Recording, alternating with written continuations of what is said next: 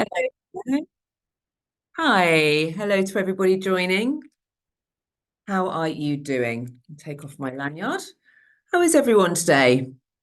How are you doing? Please say hi in the chat, just so I can see who's here and connect with you. How's your day going? Let me know. Really, really excited to be here with you all and dying to talk to you in more detail about mentorship. Good to see you. Good to see everyone. Hello, hello, hello. How is everybody today? Great to be here. Oh, fantastic. I don't know who else has been running around today. So it's lovely to land and to be able to share, hopefully, as much of the knowledge that I have gained through becoming a formally trained mentor. And Puerto Rico, wow, that sounds fantastic. It's very grey and very cold and very rainy in London. Hi, Thais from Brazil. How fabulous. How fantastic. Hi, Megan. Good to see you. We've got a lot to get through today, so I hope you've got pen and paper ready to go. Hi, Sharon. Been a while. Goodness, we're an international group today. Cyprus, Brazil, Kenya. Amazing. I'm just going to give everyone another couple of minutes just to be able to hop on over from emails and lunch and everything else that people will be up to. And I'm really good to be here with you all. It's been a busy week. It will be recorded, yeah, and I will be really delighted to share that with you. Delighted to share that with you. Hi, Jane. Long time indeed. Lovely to see you. I'm really glad you're here. Hi, Stephen. Lots of familiar names and some names I don't know, but lots. Hi, Leela. Lots I don't know. Lots I don't know, lots of you I do. So great to be connected.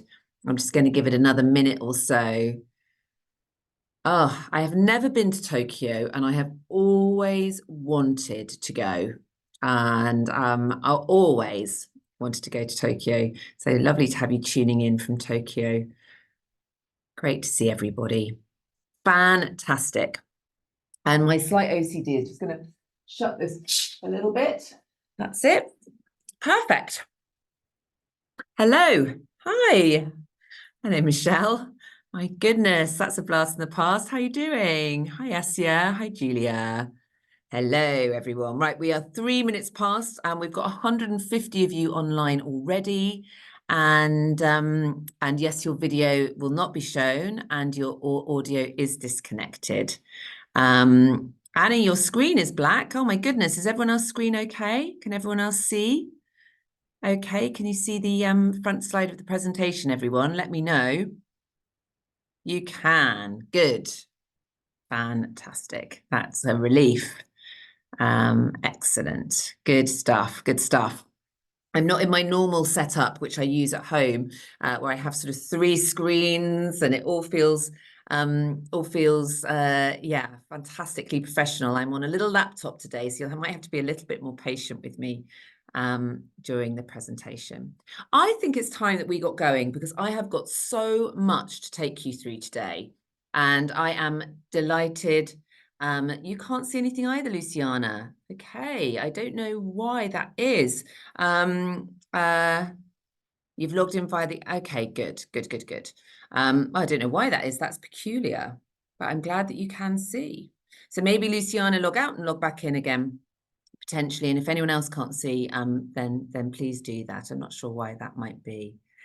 All right. Okay, well, I'm going to start. So great to be here with you all. We are going to canter through mentoring skills, and we're going to look at, should you be mentoring? Are you ready to be a mentor? Right the way through to a really fantastic framework for delivering exceptional mentoring and questions to ask. We're going to look at the flow of the mentoring relationship and everything in between. And there is one thing I have forgotten, which is water. So I'm just going to get myself a glass of water.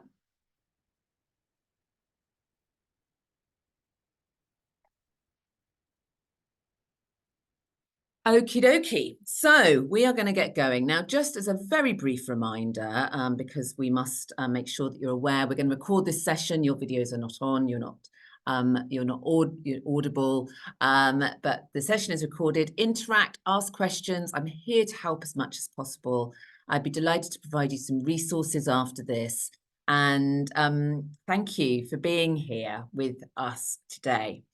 So who am I? Well, lots of you I know, and some of you I haven't yet had the pleasure of getting to know yet. So I'm Lucy. I'm the very proud founder of the all-female team here at C&C Search. We are 20 very seasoned headhunters and recruiters.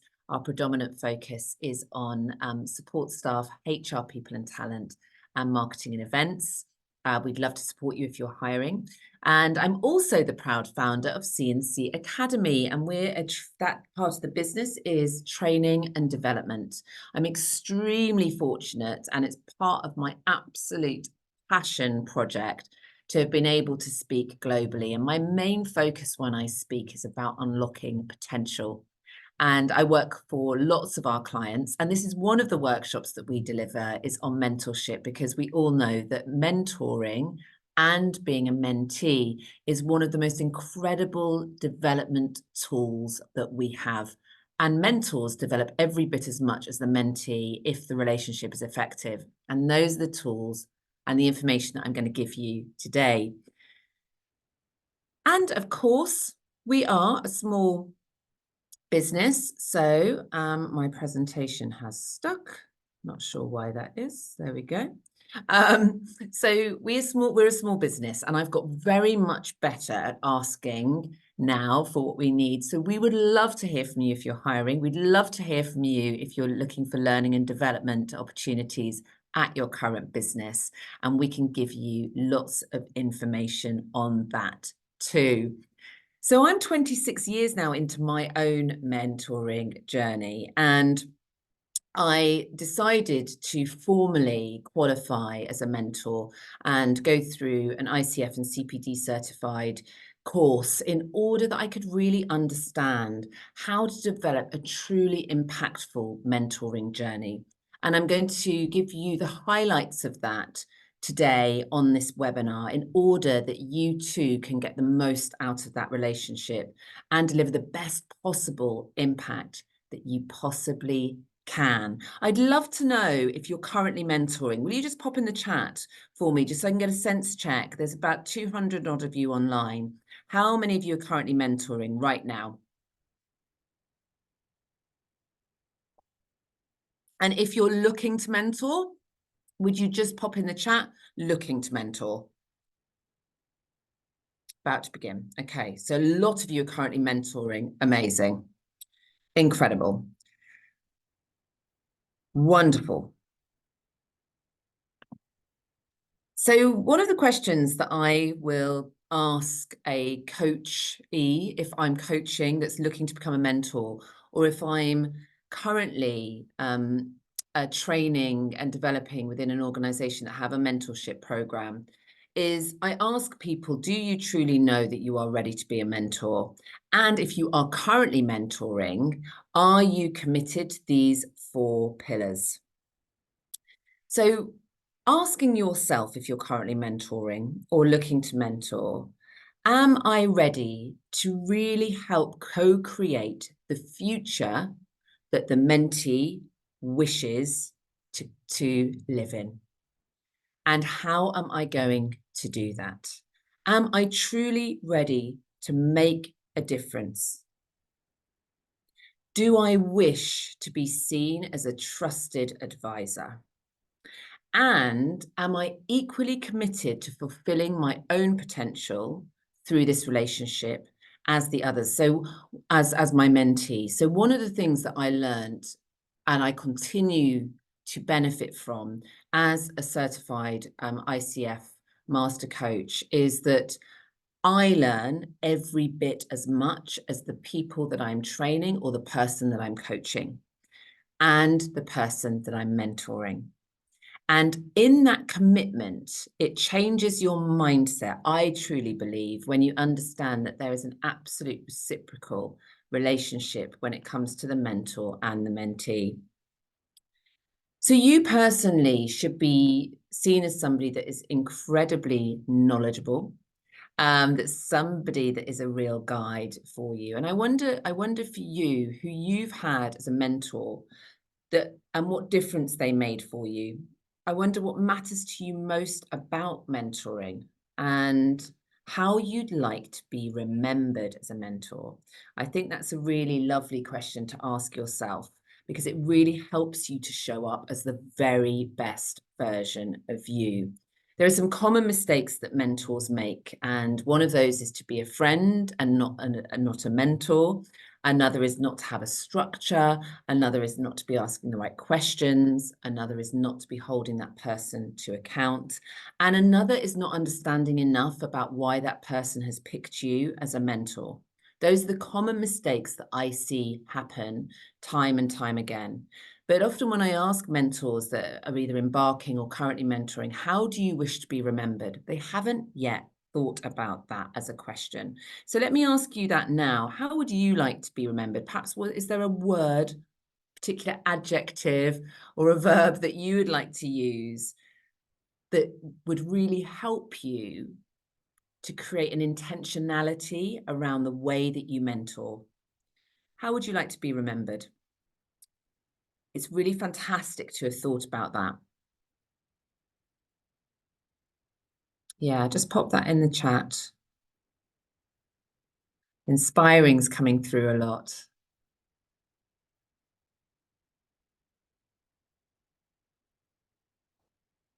Some really lovely descriptive words here.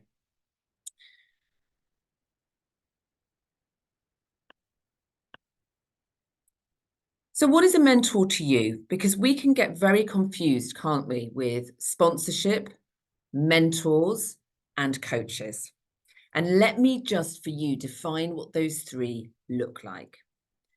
A sponsor is somebody that says your name in the rooms that you are not yet in.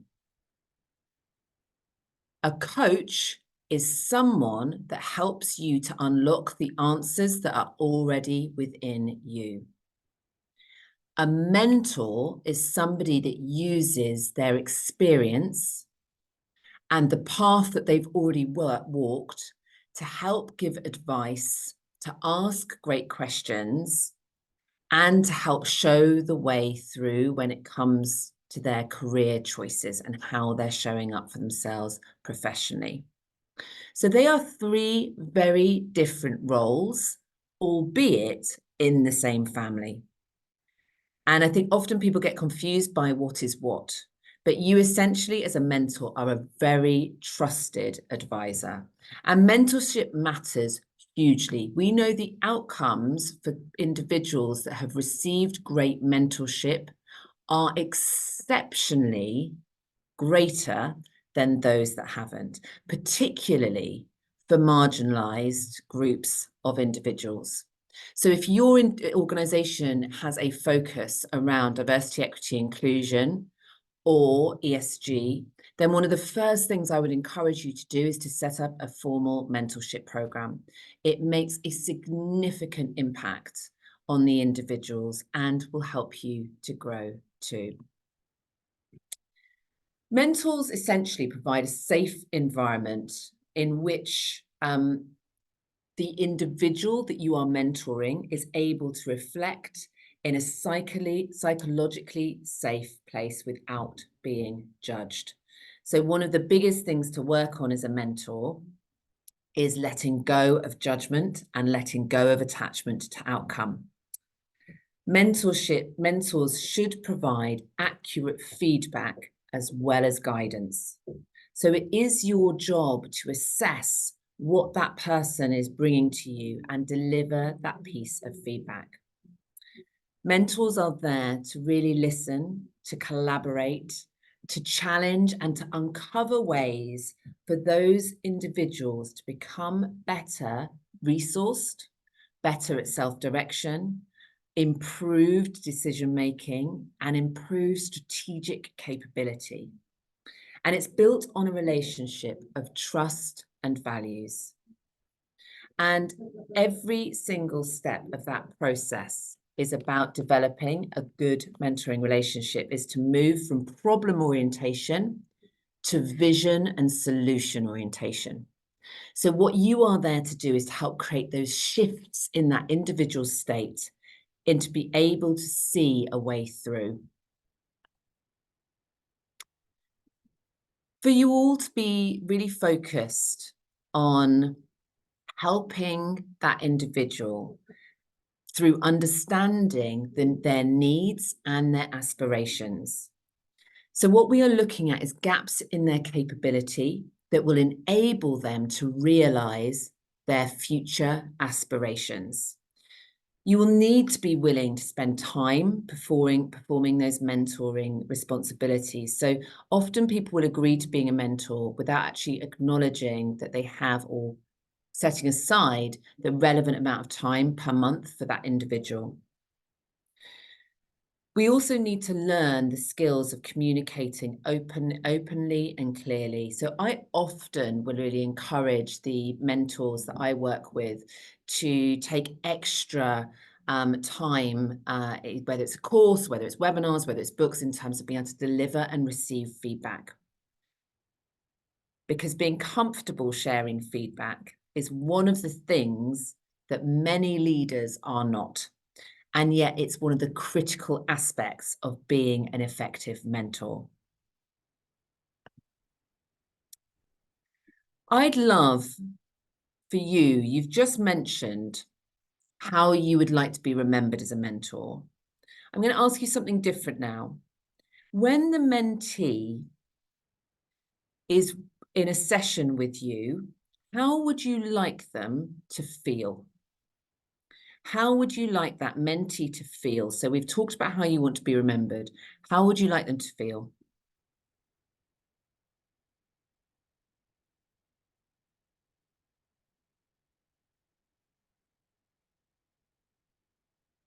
Yeah. So a lot of you saying safe, comfortable, heard.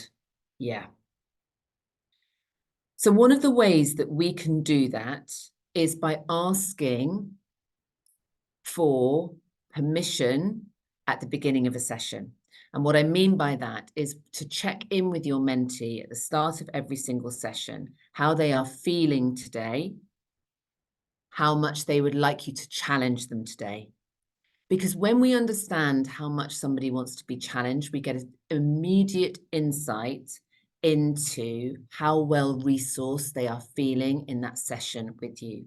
And it immediately, that seeking permission, immediately will give them an indication that they are in a safe space, that this person is going to respond to their needs, and you can then act and respond appropriately.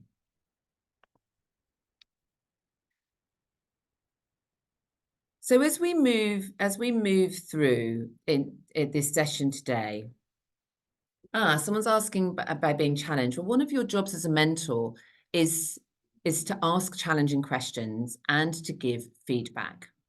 And so we are all at different days of the week, different months of the year, according to what's going on in our lives, more able to accept more and to receive and to enjoy more challenging questions than at other times.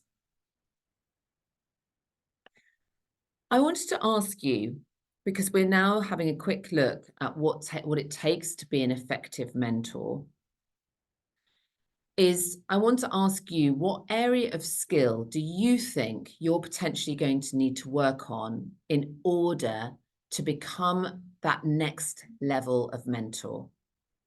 Is it around your listening skills? Is it around your questioning? Is it around feedback? Is it around building connection? Is it about holding structure? Is it about effective preparation? What is it for you that you would immediately, or just with a moment's reflection, think, I think that is the area that I am going to need to work on?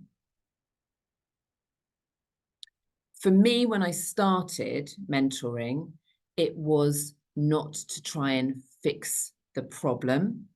It was to encourage that individual to seek out and understand the best solution and move through it.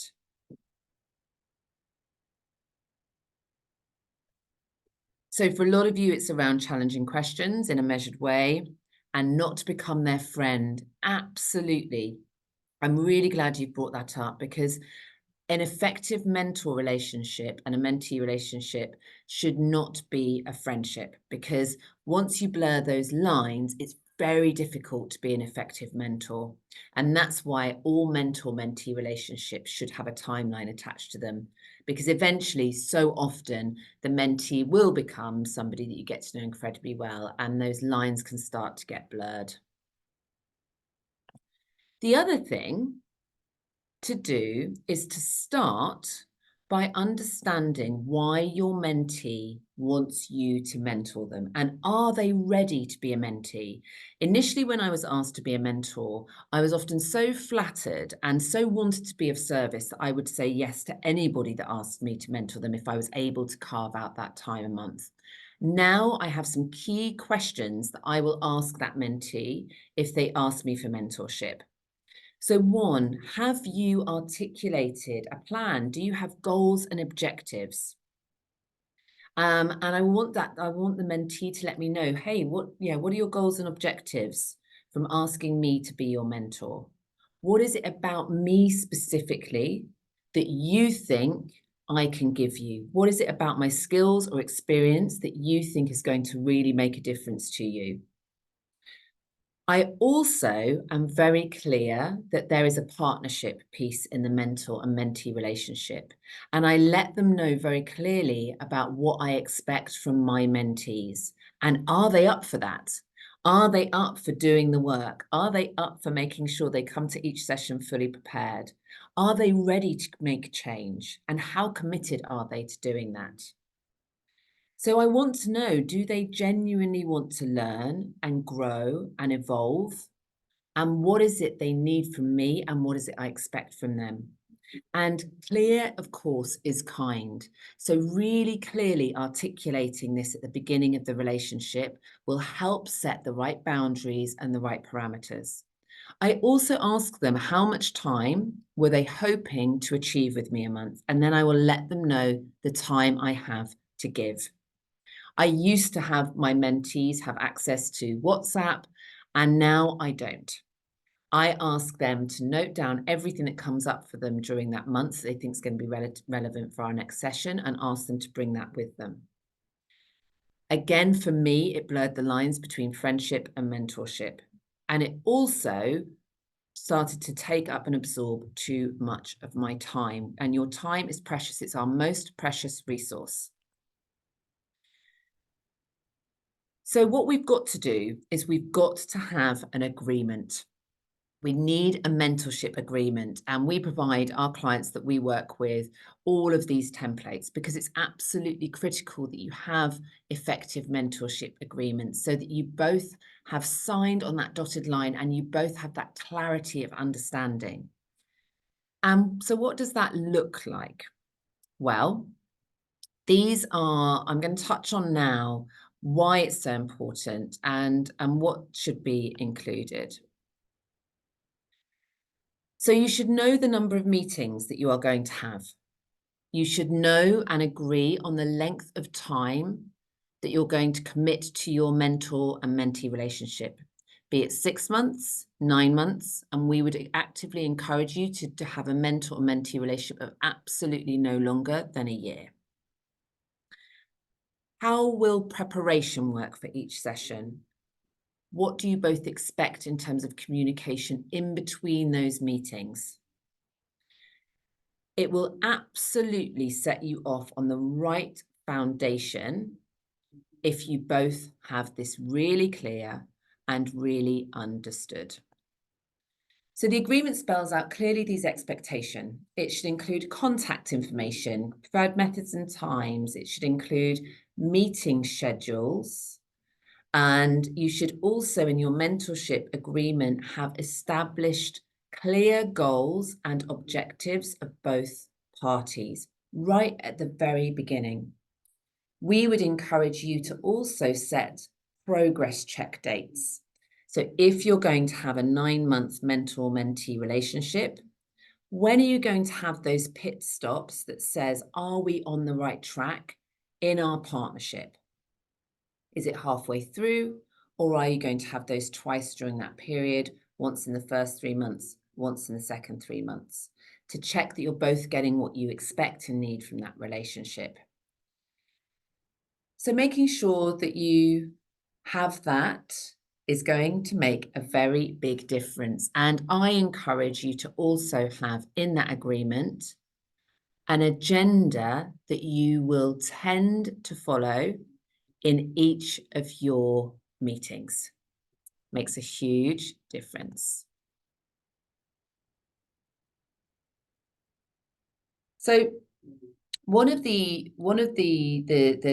biggest aspects that I've learned about your mentoring and mentee relationship is that if you move into that parental role, if you have a look at transactional analysis around communication, you'll understand that a lot of people move into the parental role during a mentee and mentor relationship. And as a mentor, it's very easy to slip into that role as parent, the fixer, somebody that's going to tell somebody what to do, somebody that is going to give instruction. And actually, what you want to be is you want to move from that place of authority to a role as facilitator, to create and maintain that supportive climate and promoting the conditions for that person to learn. And that is a challenge at the beginning, but the more intentionality you have around being a facilitator over being in that parental role, the more you'll be able to meet your mentee where they're at, and the more you'll be able to have an effective communication flow. So I think that has been a very big learning for me, and I think it can be from you too. So I think that in order that you can have the most effective relationship is to try and avoid, and we're going to go into a minute into a really great mentoring model that you can all use on this call today, is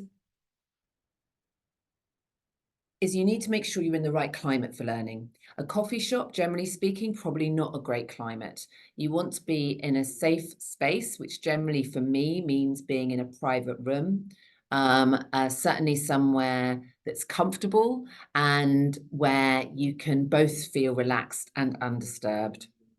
And making sure that you've checked that again with the beginning when you're creating that agreement is not just how will we meet, when will we meet, but also the where, making sure that you both know really clearly on what that looks like.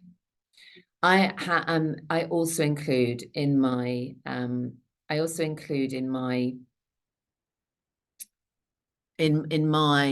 agreements with any mentees is I have my red flags.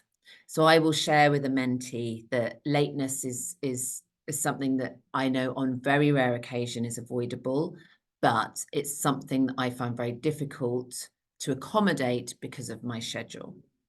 So making sure you let them know what your red flags are in that agreement as well is really important. For me, a lack of preparation would be another one. So the Oscar mentoring model, it's a fantastic model to follow, and I find it super useful in order that when I am assessing my effectiveness as a mentor, I can go back to this Oscar model and look at, am I asking the right questions? Am I holding space effectively? And how can I do better? And what would that look like? And the Oscar mentoring model has been used for a long time. It's mainly considered to be probably one of the most effective models there are for a mentor. And it's super helpful. And I make sure that after each mentoring session, that I set aside about 5 or 10 minutes after the mentoring session in order that I can self-reflect, in order that I can look at how did I show up in that mentoring session? How did I find it? Do I feel that we're making enough progress? Are we both getting what we need? Was there a different question I could have asked? And sometimes if there is a different question I could have asked, I'll share that with the mentee and just say, there's one question I didn't ask you. Have a think about this question before we come back together in our next session. So this model, which I think will give you a really lovely North Star to follow in order that you can create highly impactful sessions. So let's kick off with outcome. Let's have a look at that. So you want to make sure that you have really well established outcomes for each mentoring session. And that just needs a really simple question. What would you like to achieve from today's session? How are we tracking against the progress you are looking to make? What would success look like today? So this gives you an immediate framework for the session and helps you to ask the right questions and to know that you are on track. So looking then to the situation. So you move from that opener where you touch on the outcomes. Then in your session, you're going to focus on their current state, the current situation that they find themselves in. And so what is currently happening for you right now? Okay, so what's actually happening? And then you can get real clarity from where the team member is right now. So the big difference, Hattie, between, this isn't a coaching model that I've used in any of my coaching. This is only what I've used in mentoring. And the difference between coaching is in your coaching, you are holding space and you are simply asking questions and helping that person to unlock the answers. Obviously, with mentoring, you are going to be sharing advice. So that is the big delineator between coaching and mentoring. And you're going to be sharing your own experiences. Again, which is a coach, certainly in terms of my ICF guidelines, we wouldn't do. But there are definitely areas like sponsorship, coaching, mentoring, where there's going to be crossovers, and particularly around questions. So the next part of my session with a mentor, with a mentee, and for you too, is to create this guidance, to create a route through. So when you're looking at their current situation or challenges that are facing, you'd be helping them create a method by which they're going to make the change happen that they're looking to create. And you'll know what that is from the opening of your session. What choices do you have? What options can you choose from? What are the consequences of each choice? What choices have the best consequences? So those are some of the sort of questions that you can start to ask. And you want them ideally to generate as many different alternative choices as possible and to be able to start assessing those. And that's when you're developing their capability to make strong decisions from a strategic perspective. And it also helps to raise awareness of their own capabilities. And that in turn allows you to give advice or insights from situations where you've found the best way through that's relevant to them. And then as we start to close the session, and I always keep a real eye on time. So for me, about 10 minutes before the end of the session, I want to move to action and review. So I'm very good at keeping to time when it comes to mentoring, and I encourage you to be the same. So as soon as I start the session, I will let them know once I've checked in on them, checked in on how they are, checked in on outcomes. I'll say, okay, so we have until 2:30 today. Let's dive in. And then when I get to, let's say I'm delivering a half an hour mentoring session, when I'm about 20 minutes in, I will move that mentee into, okay, so let's start to look at what actions you're going to take before our next session. And I'll want to make sure there's real commitment to those actions. And by doing that, you make sure that you're achieving the goals of the session that was set out in the outcome. So moving into actions, keeping to time, and then you get the opportunity. And one of the things, Joe's asking, Would you ask them to conduct a personal SWOT, which is obviously strengths, weaknesses, opportunities, and threats? You could do. You could have that as part of your kind of onboarding of your mentee, and that would give you some extra insights into how they're thinking, acting, and feeling in their current moment about all of their different competence as an individual. So absolutely, no reason at all why you couldn't incorporate that into your own personal methodology for onboarding a mentee. I think that's a nice idea. And I'm also really keen to make sure, and actually this leads into Linda's question about, if willingness is low. If willingness is low, they're not ready to be a mentee. And if somebody doesn't show up with the right commitment level, I will challenge that. And I will absolutely remind them of the partnership agreement that we made and how they're feeling about that partnership agreement. And I also want to understand why willingness would be low. And when I'm leading into actions, I will really want to check in with that person in terms of how committed are you to creating those actions? And if it's an 8, what would make it a 9? If it's a 9, what would make it a 10? And so the last 3 minutes of my session would then be a review of the session. And this keeps us on track, and it keeps me understanding, and will keep you as the mentor really understanding about where your relationship is with your mentee and how effective the sessions are. So this structure for me has been incredibly effective, and I hope it will be for you too. There's some more aspects that I want to touch on that I think can be really, really helpful. So following a session, I mentioned that I have some reflections, and I would want to ask myself, what went well in that session? How did I contribute or affect that? What went less well? How did I contribute or affect that? How can I improve or support more as I move forwards as a mentor? As a mentor, is there an opportunity that I have to be more effective? What would I like to do more of and less of in the next session? And I do this without judgment. So one of the things that I notice sometimes with mentors is they can give themselves quite a hard time. And let me tell you, if giving ourselves a hard time about pretty much anything worked, we'd all feel fabulous all of the time. So it is really important. I'm sorry about that. It is really important that we, Pippa, if you're on the line, if you could sign me out of Cloud Call, that would be amazing. Sorry, that's my phone at work. I thought I'd signed out of that. So if you can ask yourself some reflection questions without judgment, what would be what happens then as a result is you get the development you need. And you will find this ripple effect if you're able to have those reflection moments.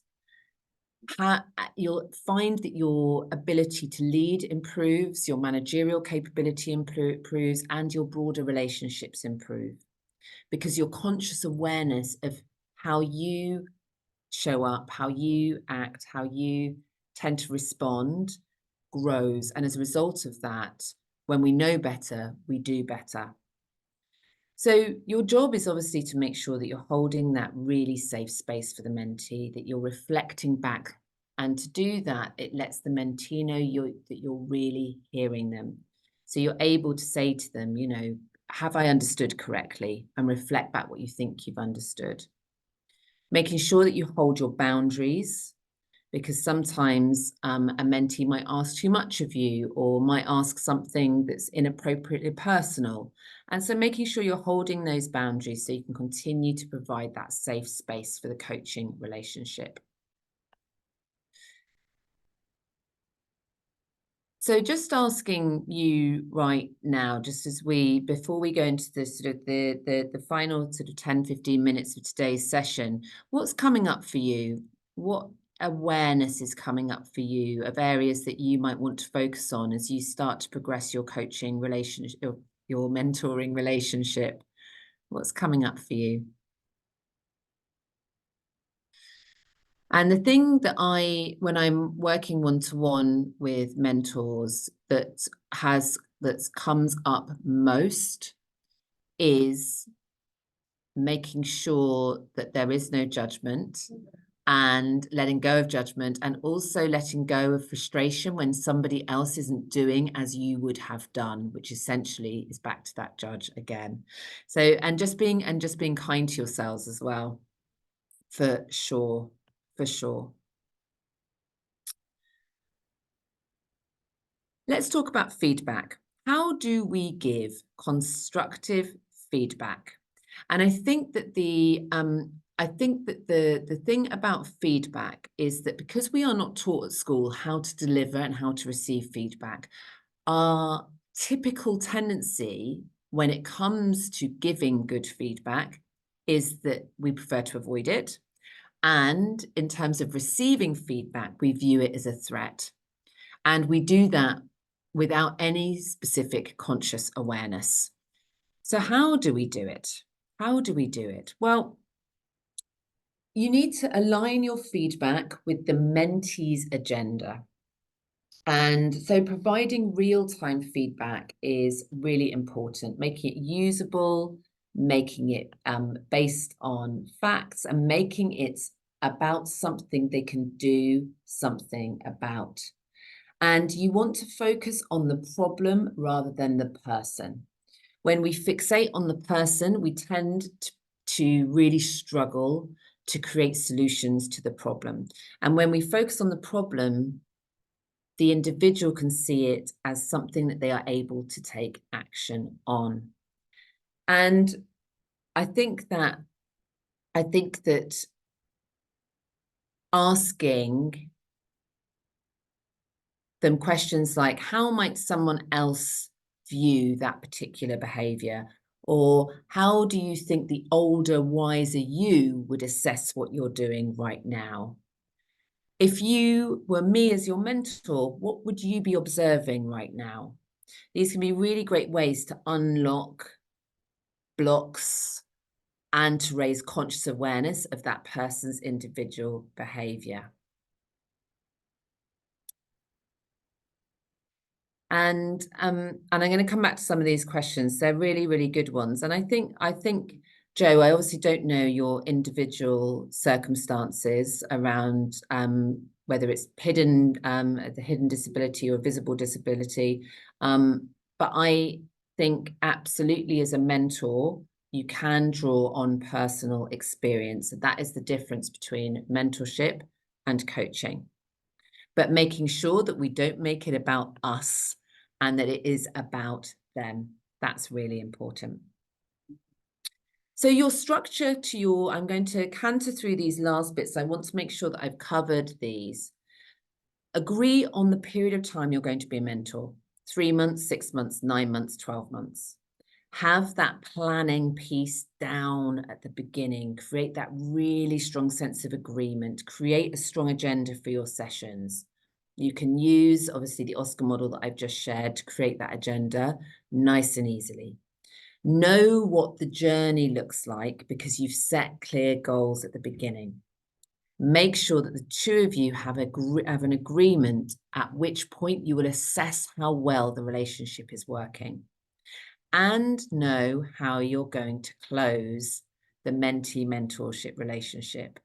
So I will usually take my mentees out for breakfast or lunch, and they know at the beginning that in 9 months' time, we will go and have breakfast or lunch together, and we'll review all of our progress on the journey so far. Creates a really nice way to end the relationship. I know some people that I've worked with that have ended up with mentees for 2, 3, 4 years.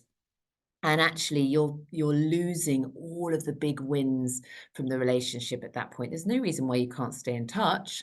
But if you want that impactful relationship, 12 months or less.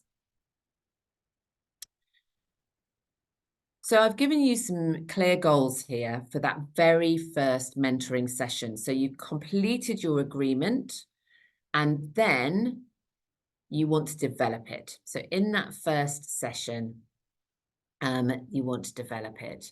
And these are some of the ways that you can continue to do that.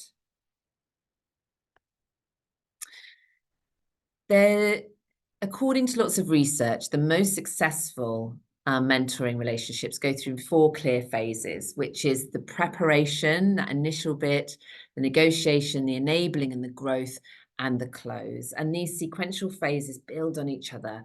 And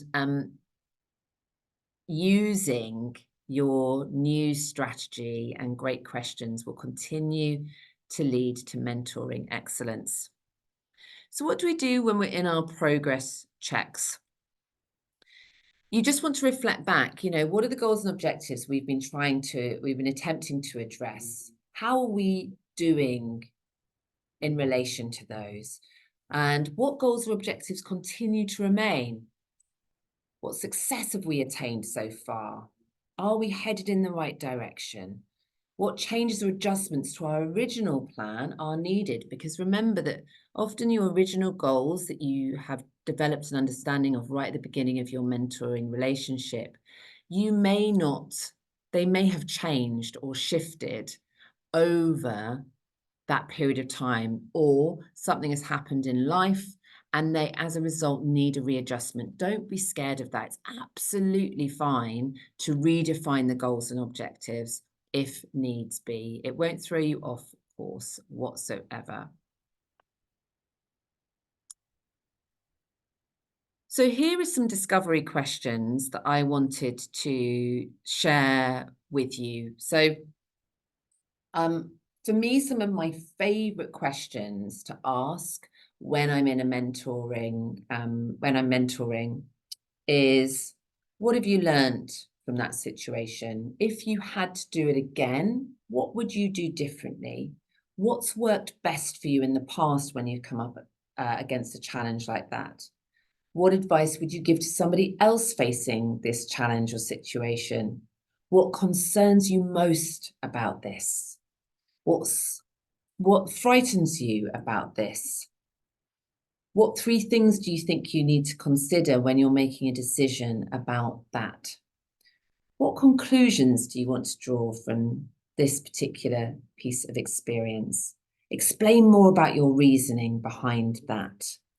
So I love to use a mixture, and you can look these up online. I like to use a mixture of discovering questions and empowering questions. And empowering questions are things like, what outcomes are you looking for? What will you do first? What must you do to make that happen? So using loads of active language, a dynamic language rather. What resources do you already have within you that can make that happen? And so for me, a mixture of discovery questions and empowering questions during the coaching session will help you deliver a session that will really help to shift that person into a new place of thinking, acting, and feeling, which is ultimately what you ideally want. So just before we close, and I'll take any questions, here are just some very simple tips, which probably most of which are very obvious, but it is always useful just to remind yourself that you deserve to have a partnership that is mutual, that is equal, where the effort level comes from the mentee, but your effort is around holding the right space, asking the right questions, holding the structure, and giving great pieces of wisdom based on your rich knowledge and the path that you've already walked. And somebody said earlier, am I ready to be a mentor? Well, I think for me, if you have any more than a few months more experience doing something that someone else has, then yes. And the rest is just about practicing and learning. And we won't know until we start. And I am an inordinately better mentor now than I was years ago. But it's taken practice and commitment and learning and reflection and putting into practice a really great structure and clear partnership agreement. Oh, and sorry about that. I've got a little typo there. I mean strive, not stive. Um, Essentially, holding space for somebody is a huge gift.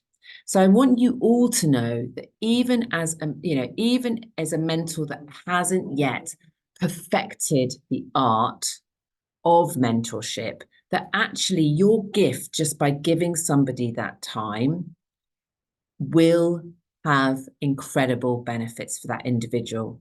We all know that a problem shared is a problem halved in most experiences. So just reminding yourself that actually just by giving that time to somebody, you all are already giving them a huge gift. So once that relationship ends, for me, they become part of your network. And I have mentees that have become clients of mine. I have mentees that have gone on to give me great pieces of advice from their own rich knowledge. So for me, I view my mentees, once that relationship closes, as part of my broader network. And when we move very much into a mutual relationship. So I've given you quite a canter through the presentation, and there's so much more that we could have gone over. And I want to just take the time, last few minutes, just any questions that people have. What are any questions that are coming up? How do you manage conflict if mentees are also clients and team members? Okay, do you mean, Steph, conflict between your team members or conflict between yourself and the mentee? I'd love some clarity on that. And Liana's asked, how do you get the line manager involved and have them feed into the plan at all? Well, training is the first starting point. People need to understand what good looks like, and they need a structure and a plan to follow.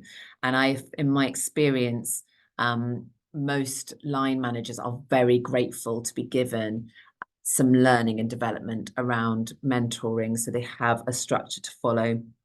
And when we work with clients, we give them a whole guide and a whole pack of information that they can use. Absolutely. Have I missed? Absolutely, you can deliver sessions remotely. For me, there is a preference to deliver them face to face, but absolutely, you can deliver those sessions remotely if that's the option that's available to you. When do you recommend an internal mentor versus someone external to your organization? I think it absolutely is about the person and whether or not they have something the mentee needs. I don't think it's necessarily more beneficial to have a mentor that's external. However, if some people will feel more comfortable having a mentor that's external to their organization just because of the level of personal information that you might be sharing in that situation. What are the best platforms to find mentees outside of your current workplace? Oh my goodness, I mean, I don't have I don't have a particular guide for that, but I know that places like DigiLearning are always looking for mentors.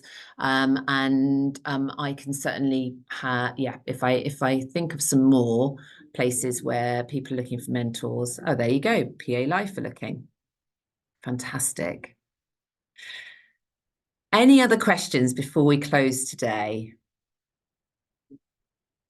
Or Eve, I think that would be a whole other session on how to implement a full mentorship program by having the conversation with the leaders and the stakeholders, explaining the benefits. I mean, mentorship programs have huge impact on culture, on retention, on knowledge sharing. Yeah. Thank you, everybody, for having me. I am really grateful to have been here with you today. I'm always here to help. Reach out to me, and I would be, thrilled to talk more about recruitment or training with any of you. And delighted to have been here. We'll share the recording, and have an awesome rest of your day. Look forward to speaking to you all very soon, I hope.